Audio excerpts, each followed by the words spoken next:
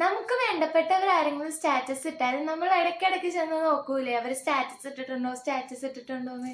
ഇനിയിപ്പൊ അങ്ങനെ നോക്കേണ്ട ആവശ്യമില്ല. വാട്സപ്പ് തന്നെ നമ്മളെ അറിയിക്കും അവർ സ്റ്റാറ്റസ് ഇട്ടിട്ടുണ്ടെങ്കിൽ. അപ്പൊ അത് എങ്ങനെയാണെന്നാണ് ഞാൻ അറിയിക്കാൻ പോകുന്നത്. ഞാനിവിടെ വാട്സപ്പിൽ ഒരു സ്റ്റാറ്റസ് ഇടാണ്.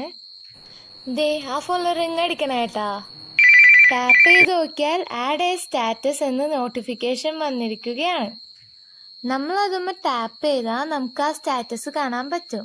കൊള്ളാല്ലേ? ഇനി അത് എങ്ങനെയാ ചെയ്യുന്നതെന്ന് നോക്കിയാലോ.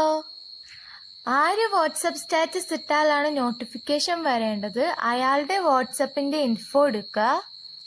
ഇവിടെ നോട്ടിഫിക്കേഷൻ എന്ന് കാണാം, അത് സെലക്ട് ചെയ്യുക. ഇനി താഴേക്ക് വന്നാൽ സ്റ്റാറ്റസിന്റെ നോട്ടിഫിക്കേഷൻ മ്യൂട്ട് ആയി കിടപ്പുണ്ട്, അത് നമുക്ക് ഡിസേബിൾ ചെയ്ത് കൊടുക്കാം. ഇനി നമ്മൾ ബാക്ക് അടിക്കുക, എന്നിട്ട് വാട്സപ്പിന്റെ സെറ്റിംഗ്സ് സെലക്ട് ചെയ്യുക.